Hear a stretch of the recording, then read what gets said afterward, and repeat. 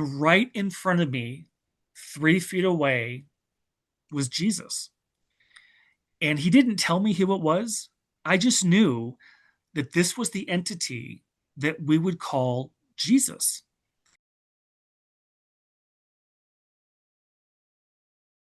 Hello, everyone, and welcome to the channel within. I'm Mira, and today I'll be speaking with John J. Davis about his beautiful, unique, layered NDE, and I'm so excited to delve in. Welcome, John, and thank you so much for being here with me today. Hi, Merritt. So good to see you. Thank you so much for the invitation. I always enjoy sharing my story, and I hope that it gives your listeners and viewers the kind of hope that it's always given me throughout my whole life. Thank you. The honor is mine. And before we get started, do you want to talk a little bit about life before the NDE in terms of context and background a little bit? Yeah, Okay. absolutely. My experience happened when I was 21. It was back in 1987. And the thing that is so interesting is that I remember every single detail of my experience like it happened yesterday. And I think that was a God thing because I normally have a really bad memory, but I remember every single detail. And when this happened to me, I was raised Catholic. And my dad took my sister and I to church sometimes 2 or 3 times a week, and then also on Sundays. So I really grew up with religion. I had no idea what happens when we died. And I remember being a kid when I went to see my great grandmother's funeral. Her name was Grandma Grace, and we went to her funeral. And back then, they had a service, and then they would have everybody would walk past the casket and say their goodbyes. And I remember seeing her laying there and thinking to myself, I was only 11 at the time, but I remember thinking, this cannot be the end of this beautiful woman who was my great grandmother. There has to be something. There's got to be something more. And contemporary religion doesn't have the answers for that. But when I had my NDE, that absolutely showed me beyond any doubt that there was so much more than what we are told growing up. And religion has its own purpose. There are wonderful things about it, but it doesn't have all the answers. And now that I had my NDE, I've had all these years to go on shows like yours and share my story that there's nothing to be afraid about dying. That's how we get back home again. Because Earth is not our true home. It's just a place that we come to learn and to develop. I That's like amazing. what you said just now about home because at the end of life, we will see our loved ones talk about going home. And also, I feel like in a sense, when we have a deep sense of homesickness, I feel we're actually yearning for the home that you're talking about. Oh, I think you're absolutely right. I've had that. I've had that feeling almost every single day since I've had my NDE, and it's just this knowing that it is so beautiful for all of us when we get there. All of our loved ones, our families, our pets, friends, everybody is there, and we just can't go back until our lifetimes are finished. But it just gives people so much encouragement to keep fighting, to keep doing your best because the other side is real. Heaven is real, and it's more beautiful than people can possibly realize. And there's just so much for all of us to look forward to. That's very encouraging. So Yeah. let's delve into this beautiful idea. Sure, sure.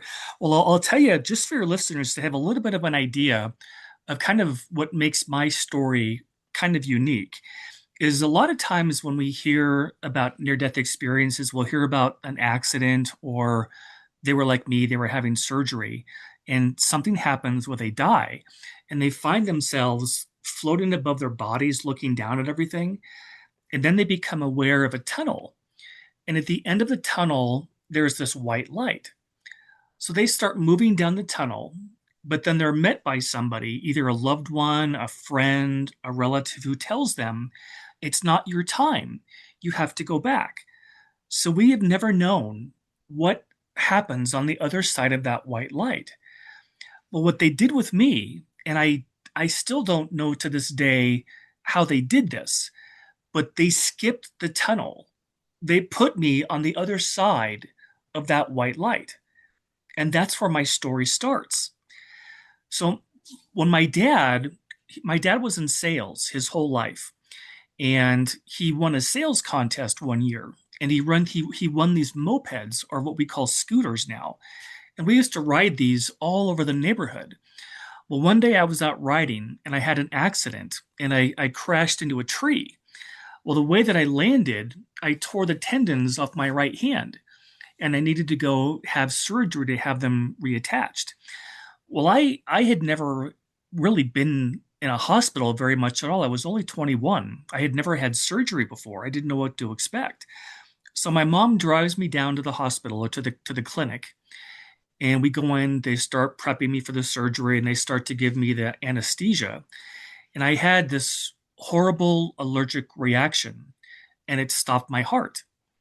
Well, I died for 7 minutes on Earth time, but it felt like I was gone for an hour. So what happened is I had this extraordinary, what we now call near-death experience. So I'm in the clinic room and I die. The next thing that happened, I opened up my eyes and I was standing in the most beautiful building I had ever seen. It was beautiful white marble, polished white marble, and it was this long corridor building that was so long I couldn't see the end of it. It could have been miles and miles long. I looked to my right, and there were all these white marble columns like you'd see in Greece or Rome. Tall white marble columns, probably 20 or 30 feet high. They went all the way down about 6 feet apart, as far down as you could see. In the middle of this room, of this building, were these gorgeous white marble tables with four seats around each side, again going all the way down as far as you could see. Well, right about then, in my left ear, I hear, "My name is Alan. I'm your spirit guide." Well, I had never heard of a spirit guide before. I didn't even know what that was. The only thing I could think of was it's according to the Bible that maybe it's some kind of an angel. Well, what happens is my guide Alan started telling me everything that I was seeing, everything he was showing me. He told me all these things about what was going on, and I listened to him. And what I'm able to tell is everything he told me. And he told me that where I was inside the orientation center. The orientation center is what's on the other side of the white light in the tunnel. And at every one of these tables, there were sitting two people. And my guide said these are called orientation counselors. They help people remember where they're from when they finish a lifetime. So he tells me to look over to my left, and I look over to my left, and there are, the only way that I can describe this is they were doorways or tunnels that looked like they had been cut out of solid marble, and they were about 6 feet apart. They looked like your front door, but there was no door hinge. They were just these tunnels, and when you looked at them, it was like looking into space. And my guide said, "Look at the next tunnel." So I looked up at the next tunnel, and there was a man coming through. He was in his 80s or 90s. He was an elderly gentleman, and he was doing this. Can you see my hand? Yeah. He had his right hand over his chest like he had chest pain. And my guide said he just passed from a heart attack. So this woman who was in the table next to this tunnel, she stood up. She walked over to him. She took his hands in hers, and she led him back to the table, and they sat down across from each other. And she started talking to him. Well, my guide said that what these orientation counselors do, the reason that they're there, is because most of us, when we leave the other side or heaven and we come into an earth life, we don't remember where we're from. And I think that's a God thing. I think that's how God set it up, is that we don't remember where we're from when we're here. And I think the reason for that is that if we remembered what it was like on the other side, none of us would stay here. We would all be committing suicide. Nobody would want to be here. So I think that God gave us some kind of amnesia when we come into a life. And he said that these orientation counselors help people remember where they're from. Because one of the biggest fears of humanity is the fear of dying, because nobody knows what happens. So the orientation counselors help people remember where they're from. They tell them, you just finished your lifetime, you're back on the other side now. And my guide said that everybody goes through the orientation. It's just how people get back from Earth. They come through these tunnels back into orientation. And my guide said to watch him. So I'm watching him, I'm watching this orientation counselor talking to him. And all of a sudden, he began to change from a man who was in his 80s or 90s to a young man in his 30s. And I saw that with my own eyes. And he said to me, my guide said that everybody on the other side is young. That's just how God created us. So when people live a long lifetime, like this gentleman that I saw, when they pass, they age down to the age that we are at creation. And when children pass, if a 10-year-old passes from something, that 10-year-old ages up to back to where they are before they came in, because we're all in our 30s. And I wish I had asked him why that is, because I don't know. I don't know if it's because Jesus died in his 30s. I have no idea why we're all that age, but that's the age that we appear. Well, so all of a sudden, the orientation counselor's finished with him. He remembers where he's from. He remembers he finished his lifetime on earth. Now he's back on the other side. He stood up and he walked off to the right, and he walked between those columns. He walked down 3 stairs into what I call the gardens. I don't know if the other side calls it that, but that's what it looked like to me. The most beautiful gardens I have ever seen. The greenest grass and flowers and beautiful trees and plants. And there were all these people there. And my guide said, all of us have reunions. And what he meant by that was that everybody that we have known in our lifetime, like our parents, grandparents, friends, siblings, everybody who passed that we knew, they're all there waiting for us when we get back. And he said that the reason that they're there is because we don't remember how big of a deal it is to come to a place like Earth. And he told me that there are many, many souls who don't want to come to Earth because it's so hard here. There are so many things that we all have to go through in life, and life is just hard on this planet. And he told me that this is one of the hardest of all the planets. So when we come here, it's a really big deal.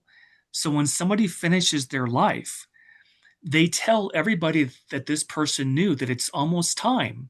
He's going to be coming through, or she's going to be coming through. Let's all get ready. So there must have been hundreds of people that were waiting for this man.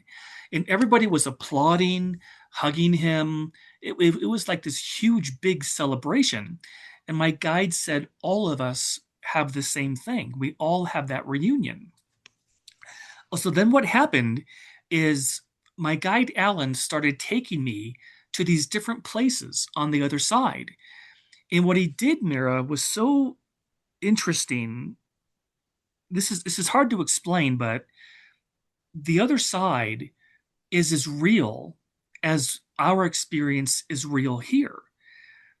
what he did is he took me to these buildings, and the other side has beautiful buildings. I can't explain how they exist, but they were there.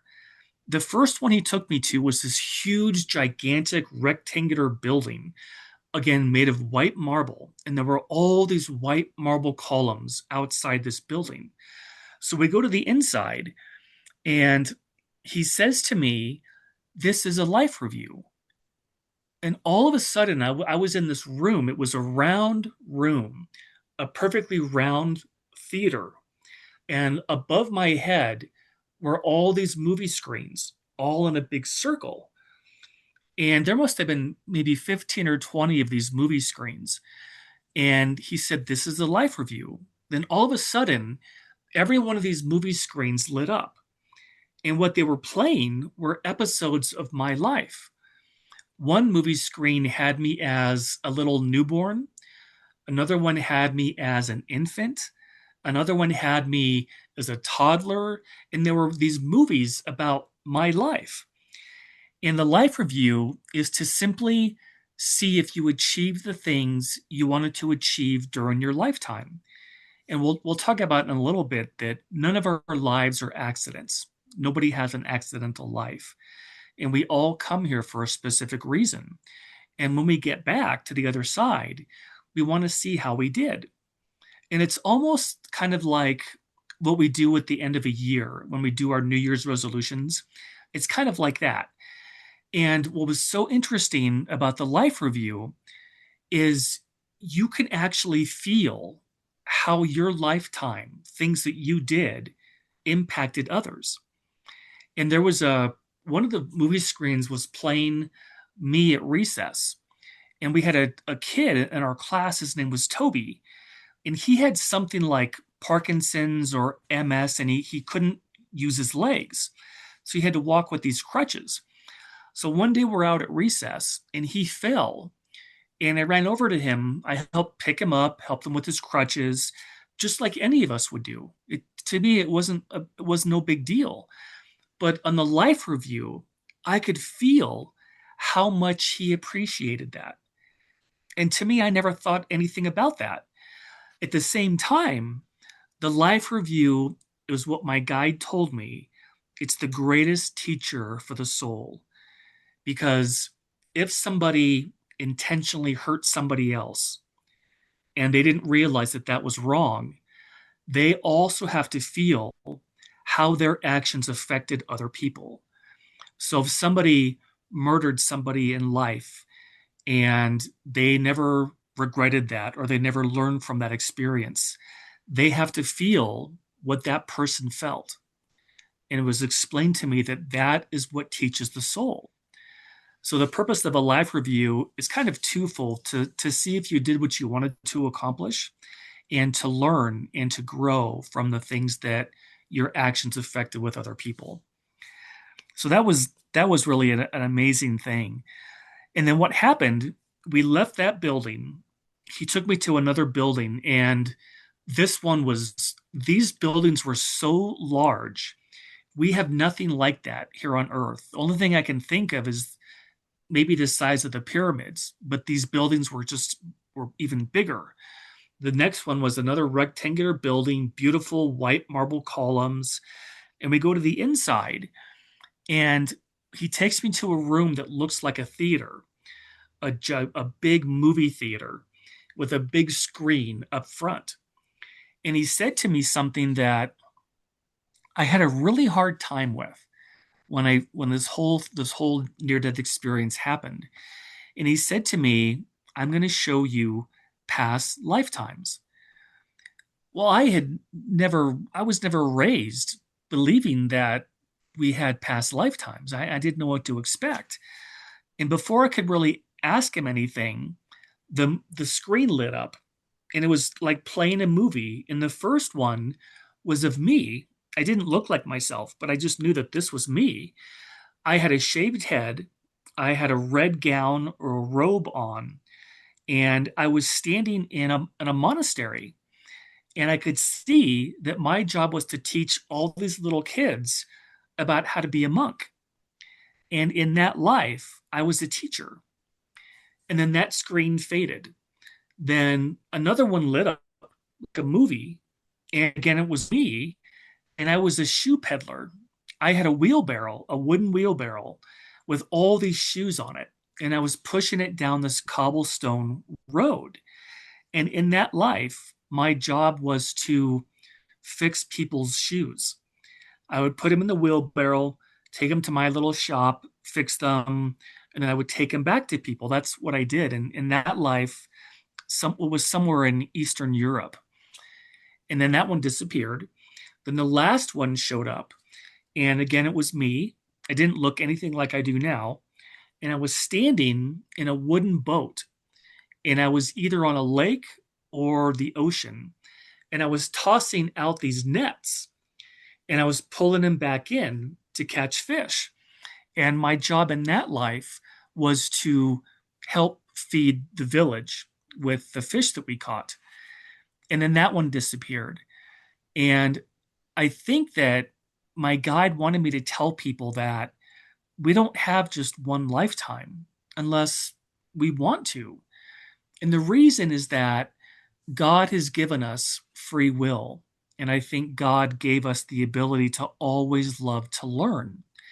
And on the other side, when we're over there, we can still learn. There's all ways to learn that we'll talk about in just a little bit.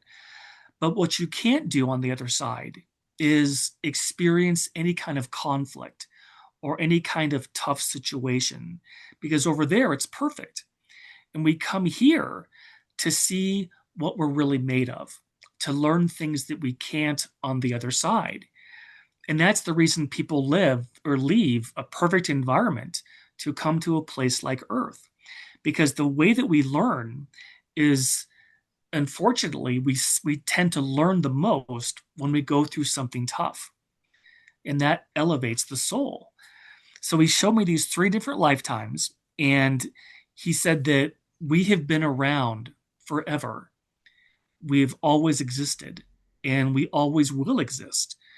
And so, of course, if you want to learn, you can have more than just one lifetime. There are many people who like to have a lot of lives, and some people don't want to have that many lives. It's completely up to the individual soul. How much do they want to develop and grow and to learn? Well, the next place he took me to, again, was this another just gigantic building.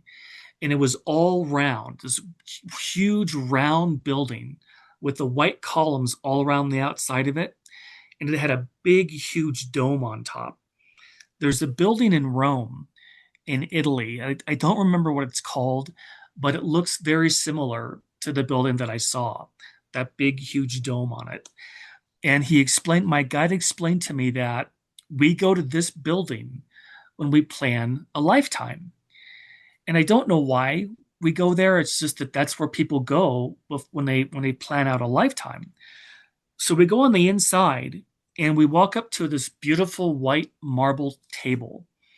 And sitting on this table is a scroll. Have you ever seen the kind of paperwork or the kind of paper that you would think of like Egyptian papyrus paper? It Yeah. it it looked kind of like that. It was round up, rolled up, and it had a blue ribbon around it. And my guide said, all of us plan our lifetimes.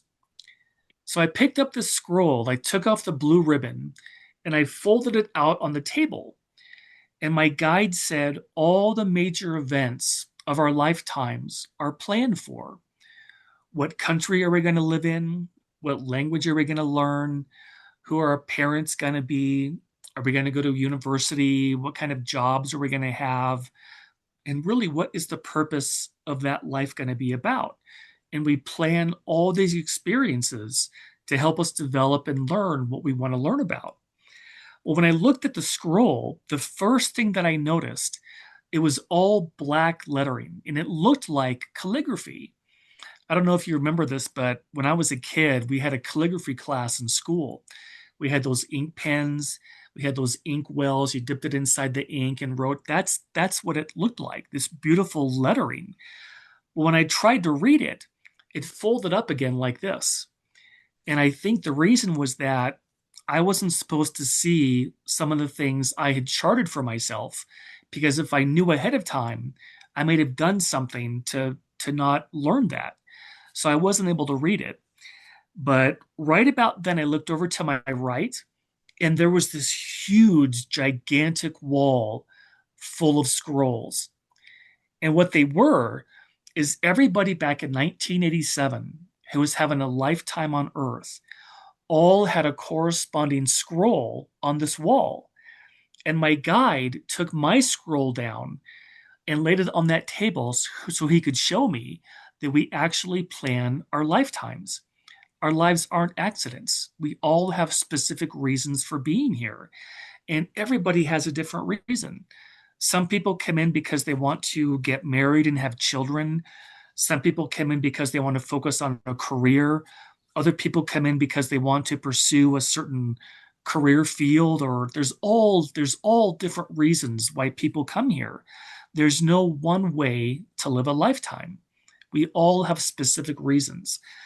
So I looked to the right and saw that wall. Then I looked to my left, and my left hand side was this huge, sprawling window, and I could look outside.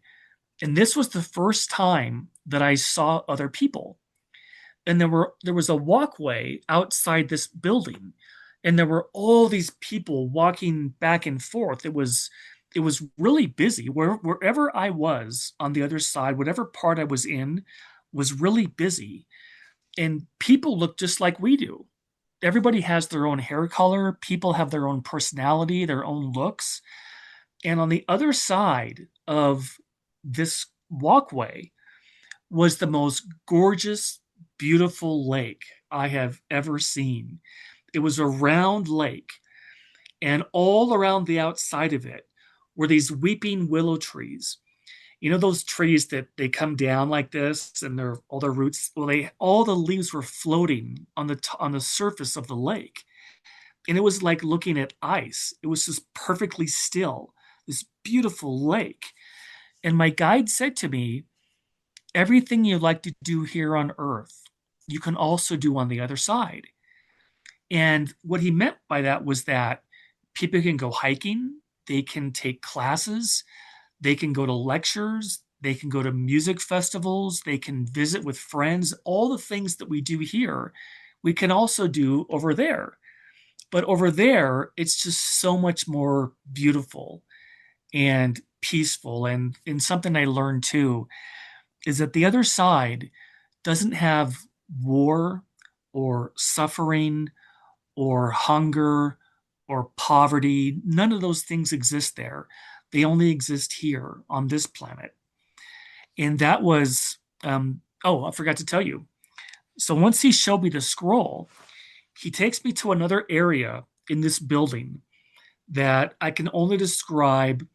It was like a library with all these bookshelves, but all the books looked the same. They had the same binding.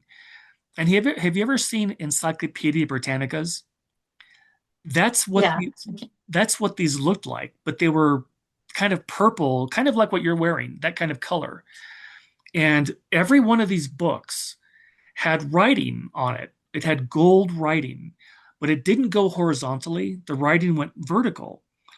He takes me up to a book and showed it to me, and it said Nina, Nina. And he told me that is my soulmate. And he began to explain to me that what a soulmate was. And well, back in 1987, I had never even heard that term before. I had no idea what a soulmate even was. And he explained to me that at creation, God created all of us with a perfect mate. And everybody in this big dome building has a book that has all of their experiences, all of their lifetimes, all of their gifts, everything about that soul is in these books. And every single one of us has a book. And we also have a soulmate. So if you're in your lifetime here on earth and you never feel like you met the right person, or you're never going to have kids, or all these things, it doesn't matter, because that may not be why you're here. But on the other side, everybody has their perfect mate. And one thing that was interesting too is I wish I would have asked him this question because a lot of people ask me this. They say, when am I going to meet my soulmate? I've been waiting on Earth, but I've just never met that person yet. And I just don't know if the soulmate comes into a lifetime with us very often. I know that they can, but I just don't know if it happens on a regular basis because one of the best ways that we learn is through relationships. And if we had our perfect mate with us in our lifetime, maybe we wouldn't learn that much about relationships. If you have your perfect mate, you wouldn't learn anything. But I like people to know that they're not a failure in life. If they never met the right person, you may not have chosen that. Everybody has different reasons for being here. But when we cross, when we finish our lifetime and we go back, we have that person for eternity. And I thought that was just really a neat thing to learn. Yeah, that's very reasonable because, like you said, we have eternity to Yeah, play if we want, right? So exactly. it makes sense that we're not going to reincarnate every time with them because then how will we learn? So That's I exactly agree on that. 100%. That is perfect. That is perfect how you said that. Exactly. That's exactly it. And the thing too that people don't realize is that our lifetimes are really short. Even if you live to be 90 years old, like that gentleman that I saw in the orientation center, when we get back, it feels like, oh my gosh, I just left. They don't have the same concept of time like we do. So it's just that part was just really amazing too. So that was the building with the big dome on it. The next part, I think, was my favorite part of my whole NDE. This next part, he takes me to a building. This one wasn't made of marble like the other ones were. And just incidentally, not every building is made of beautiful white marble. It's just wherever I was, wherever he took me to, a lot of the buildings had that classical feature like Greece or Rome to them. And I think it's because they look so beautiful. It's just beautiful architecture. And everything on the other side is absolutely perfect and beautiful. Well, the next place he takes me to is this gigantic, it looked like metal, steel, but beautiful steel metal. And it looked like a stadium, like what we would say is a football stadium, but it was really long. So we go to the inside, and the first thing I notice is that all the lights are on. This room, this area is extremely bright, and there's thousands of seats all inside this building. And my guide said this is a planetarium. And I remember when I was a kid, we would take field trips in San Jose, California. We would go to a planetarium. Do you remember seeing those when you were a kid? Yeah, that's Yeah. that's what this was like. And it was completely empty except for my guide, me, and there was a gentleman behind me. And my guide said to me that on the other side, everybody has kind of the equivalency of a job, but it's not because we have to have a job to pay bills. That doesn't exist over there. They have jobs doing things that they love to do. And usually it's around the gifts that God gave them at creation, because we all have gifts. God gave every single one of us gifts. The people in the orientation center that I saw, they love to be counselors. That's what they do.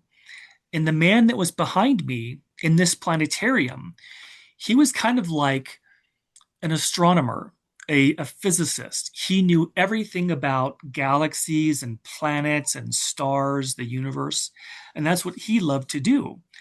So I'm standing there, and he said to me, let's begin. All of a sudden, all the lights went off. It was pitch black. So I sat down and I looked up at the ceiling, and he said, when you look at the stars, this is what you see. And what he meant was that everybody on Earth at our level of development back in 1987, when we look at the stars, this is what we see.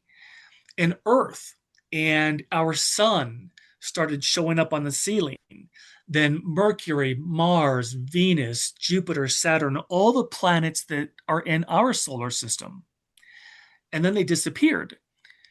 And then he said, when we look at the stars, this is what we see, meaning all the people on the other side at their level of development, this is what they know.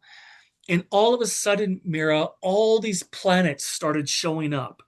First, there were dozens, then hundreds, then thousands, and millions of other planets all started showing up. And he said to me, there is far more life in the universe than you can possibly imagine. And I think my guide took me there for two reasons. The first one was to show me that Earth is not the only inhabited planet. There are unlimited other worlds. And the second reason was to tell me that Earth is not the only planet that we can have lifetimes on. And here is something that I like to tell people, especially your audiences, is I have always loved astronomy. When I was a little kid, I would come home from school and I would watch reruns of Star Trek. Remember that with Captain Kirk? I loved that show. And I always believed that there has to be other life out there somewhere. And so this kicked off this huge passion that I have for learning about astronomy. Well, I learned that in the Milky Way galaxy, just our galaxy alone, they estimate that there are 100 billion planets just in our galaxy alone. And they think now that there are over 2 trillion galaxies in the known universe. And they said that if every single galaxy has 100 billion planets, how many planets are out there? It's not even humanly imaginable. We can't even imagine how many that is. And so I think what God did is God created all of this, and we have all of these options all over the universe to have lifetimes on different planets and to learn. And so I thought that was extraordinary because I have always loved astronomy. I've just always loved learning about space and galaxies and stars and planets. And seeing that in my NDE was just something that I cannot wait to get back and go learn more about that. I just love it. And that was the planetarium. The next place he took me to, again, was this beautiful, huge building. It was so long, I couldn't see the end of it. It didn't have columns on the side, it only had marble columns at the front. And what it looked like, have you ever seen our Supreme Court building in Washington, D.C.? It looked like that, with all the columns up front and all these stairs leading up to the entrance. So we go inside, and it's this huge, gigantic library. And it wasn't like the one that was in that dome building where all the books were the same. This one was books of every kind of binding, every kind of topic, subject. And my guide said, anything you've ever wanted to learn, you can learn in this library. And there were people everywhere. People were looking for books. Some people were at tables studying. Other people were visiting. So he takes me to an area on the left side of this library. And he took me to what I would call, like what we would call nowadays, were library study rooms. You know, you could reserve a room, you could go study for a couple of hours, and it was about the size of somebody's average living room. So he walks me up to this one room, and there's a woman sitting there. She had jet black hair down to her waist. She was wearing kind of a purple gown or a robe of some kind, and her back was to me. And I could see that she was watching what we would call today a flat screen TV mounted on the wall. And this was something that was so interesting because back in 1987, we didn't have flat screen TVs yet. We just had those big, huge, bulky TVs that weighed hundreds of pounds. That you couldn't put them on a wall. You couldn't mount it on a wall. And so she was watching like a 50 or 60 inch flat screen television. And my guide said, look at what she's watching. So I looked up and I thought that she was watching a movie between Native American Indians on horseback in a battle against the United States cavalry on horseback. And I thought it was a movie. My guide said she's watching history of a battle that took place 200 years ago. And I thought to myself, that's impossible because we didn't have video cameras back then. How could anything be recorded? And my guide said, everything gets recorded. So if you're on the other side and you want to learn about something about history, you can go to these rooms in that library and you can watch how history actually unfolded. And I thought that was just unbelievable because I have always loved history and I can't wait to get back. And I want to see what it was like on D Day in June of 1944, what it was like for those young men to, you know, attack Normandy. I just would like to see what that was like. And it was When just you so, when yeah, you say you can't wait to get back, you mean get back there, yeah, right? exactly. Just Yep, clarifying. yep, yep. Um, so that sounds like the Akashic Records Room or the Akashic Library, You right? know what? I have heard people ask me that. They said I think where you were was in the Akashic Records building. And I don't remember seeing if there was any name on top.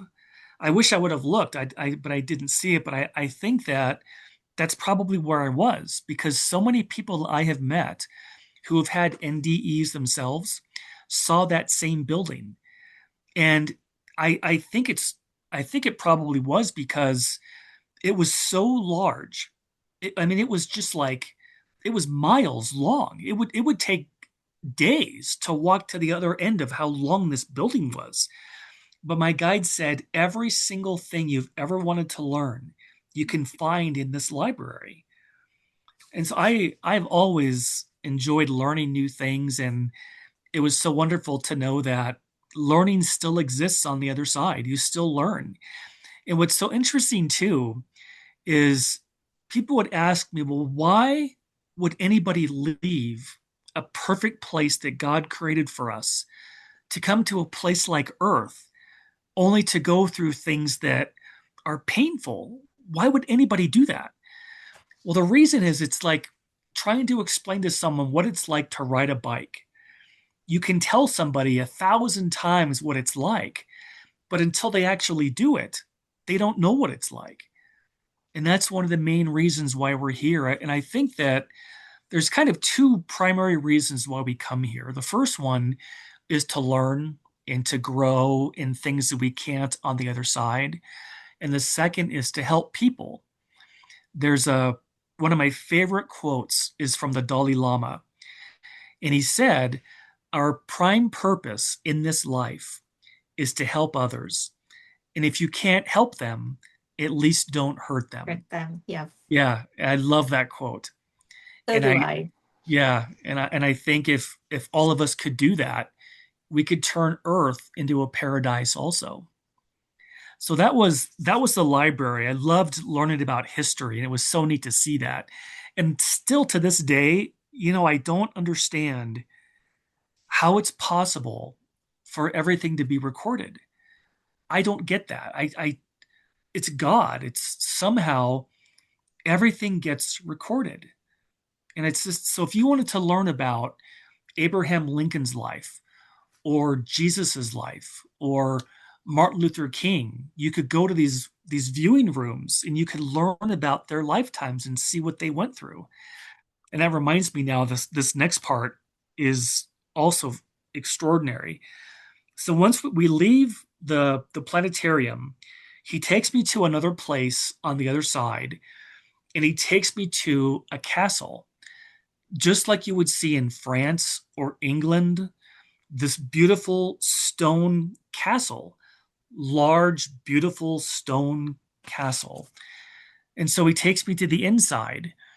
And the first thing I notice was a beautiful red carpet. and it made you feel like you were royalty. And that was the whole idea. He took me to this place to show me that people in medieval Europe, this is what they lived in.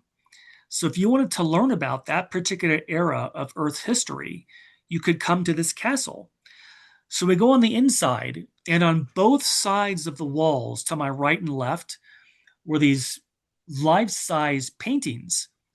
And my guide said all the people that were royalty in that lifetime had had corresponding paintings on these walls, life-size paintings. You could see what they looked like. You could see the kind of clothes that they wore, like King George or Queen Anne or all these people you could go read about. Well, in front of every single one of these paintings, there was a podium, and on top of the podium was a book, and the book was about that person's lifetime. So if you were on the other side and you wanted to learn about medieval Europe, you could go to this castle, see the kind of things that they lived in. You could look at the painting to see what they looked like, what they wore. Then you could also look at this book and see everything about that lifetime to learn. Well, right about then, I looked off to my right, and there was a woman who was coming down this staircase. And I guess back then with castles, they had those round stairwells that she would go down. And she was walking down this stairwell, and her hair was about as long as yours. It was kind of strawberry blonde. She was wearing kind of a peach colored oranges gown. And I looked at her, and she was walking up to me, and I didn't know what to do. I didn't know what to say. So she walks up to me and she said, "Is there anything I can help you find?" And Mira, I said the stupidest thing. I said, "No, thanks. I'm just looking." I could have asked her anything. Who are you? Where in the world am I? I thought I was supposed to be having surgery. I don't, what's going on? But I didn't know what to say.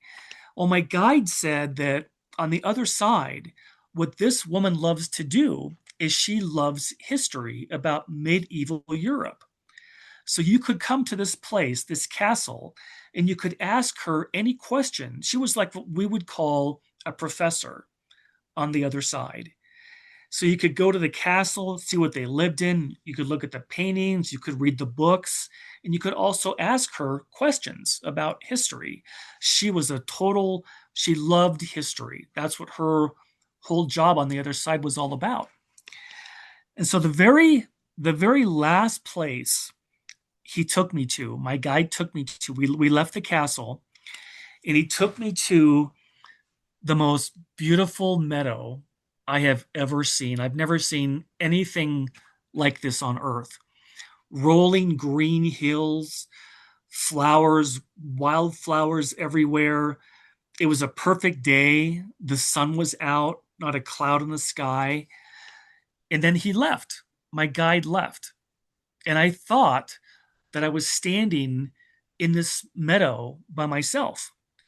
So I turned around to look at the rest of the meadow, and right in front of me, 3 feet away, was Jesus. And he didn't tell me who it was. I just knew that this was the entity that we would call Jesus.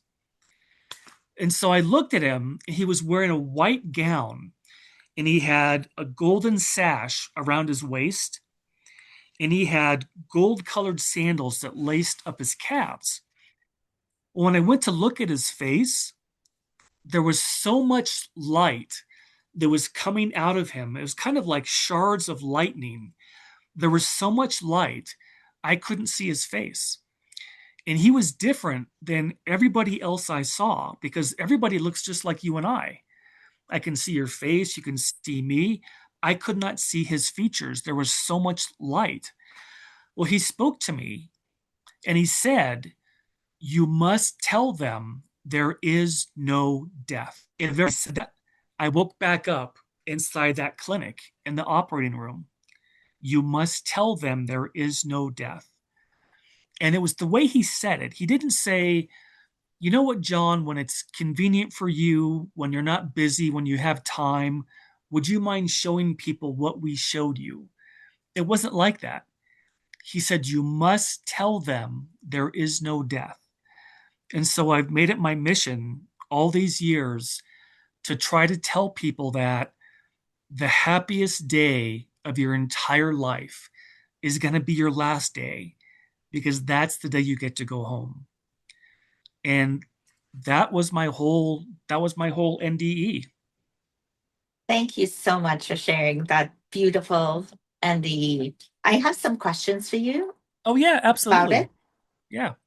So, given the fact that you saw three lives, or three lives were highlighted, when we go over on the other side for our reunion, do you know if it's just people from our current lives that we are reunited with, or people from many lifetimes? Many, many lifetimes. In fact, all the people, all the friends that you already had on the other side before you came in, they're all there too. And I don't know if it's for every single lifetime. All I know is that when you come to a lifetime on Earth, because it's such a big deal to come here, because we have to be kind of like warriors, fighters to actually come to a place like this. So when we finish a life on Earth, it's a big deal for them. They and I think that if any of us really knew how many people are rooting for us, we would be shocked. There are so many who root for us when we're here. We just don't even know.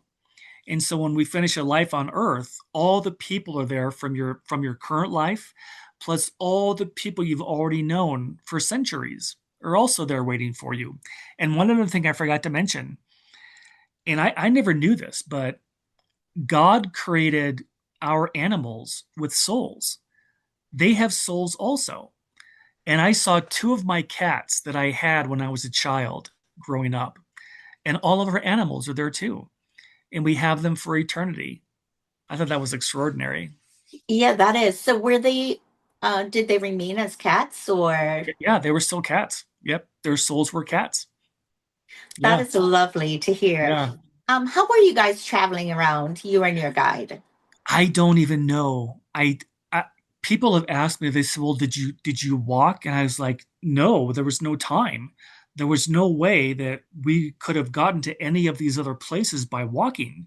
And we didn't fly because Maybe I teleported. that my guide Alan, we could think, and he could take me to these different places because there just wasn't time to walk.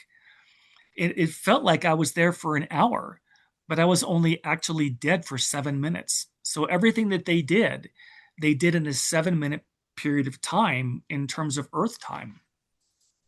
Yeah, it makes sense also because we are our time is linear. We are, Yeah, it's around the sun, but out there is no time, so everything happening all at once, and yeah, so it seems so much faster. yeah. And were you guys doing telepathy in terms of communication? Did you hear Christ's voice, or was it all done via telepathy? I could actually hear his voice. Oh, wow. What was interesting is when I was in that library and I was watching that girl watch that battle, and my guide said to me, she's watching history. When I said, that's impossible, we didn't have video cameras back then, I thought that in my mind. I didn't say it, I thought it. But he heard that. My guide heard me think that. And that makes me think that they can hear us.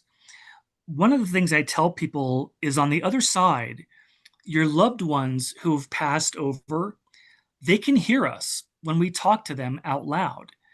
I just don't know if they can hear us like when we pray or talk to God. I don't know if they can hear that. My first impression is I think that they probably can because my guide heard my thoughts, and I don't understand how that's possible, but he heard it. And that's another thing that I learned too is that on the other side, they don't look at success like we do. Here on earth, we're all like programmed to believe that success is based on how much money you make, what your job is, your status, how big your house is, all these things people think make success. But according to God, and all the people on the other side, that has nothing to do with success. Success to them is who did you become? Who did you help in that lifetime? That's what real success is. And I thought that was extraordinary to learn about that. It's almost like Earth is backward. Earth is backward compared to what it's like back home. Yeah, it seems like we're so young and Yeah, we think we know, but it seems like we don't. And that's such a yeah, beautiful lesson. It's about service and helping others. exactly. Yep, This exactly. was truly extraordinary, John. I do have three questions I'd like to ask. Oh, yeah, Um, absolutely. what brings you joy and laughter these days? Brings me joy and laughter. I, Yeah. I think what brings me the most joy in my life is when people contact me and because they've heard one of my podcasts and they just want to know if I'm real. Is what I saw real? Is it because it sounds too good to be true? And I always tell people that it's even better than I can describe it. I don't have the language. I don't have the words to describe what it's really like over there. But it gives me the greatest joy when I can tell people that I know that you lost your wife, you lost your husband, you lost your child, but they aren't really gone. They're just in a different place. And I can absolutely guarantee to you that when your lifetime is finished, you're going to be reunited again and you'll have them with you and you'll never have to lose them again. That's what brings me the greatest joy to tell people that it's not the end. All you have to do is make it through every day until it's your time to go. And everybody that you've loved in your lifetime, they'll be there and they'll be there waiting. And it will be the happiest day of your life. Good. What would you whisper to young John who's about to embark on the greatest adventure of his life? I think I would say and I think if I could go back and do it over again, if I could do that too, it would be to never miss an experience. Take everything that you possibly can, because I know that when we're here on earth, we feel like our lives are so long, but they really aren't. They go by really quickly. And the purpose to be here is kind of what Eleanor Roosevelt said. She had this wonderful quote. She said, the purpose of life is to live it, to never miss an experience, to enjoy as much as you can, take in everything you can, and learn as much as you can. Because there are going to be times in everyone's life where they experience those Mount Everest moments. That's why we're here. If we wanted to have a perfect life, we would have just stayed on the other side. So when you come here, we all have storms that we have to go through, and that's what we learn from. But don't be afraid of them. Try to learn from them as best you can, because on the other side, everything is perfect over there. It's here where we learn the most, and take advantage of that learning. Try to get as much as you can from every experience, because that's what we take with us when we pass. All that learning, all that love, all that compassion, all those things go with us. None of the physical things like money or material possessions, none of those things follow us, just what we learned.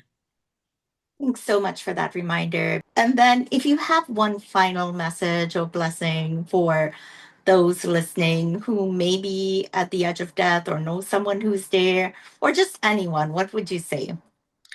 I would say that look back at your life and look at everything you've become. Look at who you were 10, 20, 30 years ago, and look at who you've become, because that is the most precious part of any of our lifetimes is who did we become.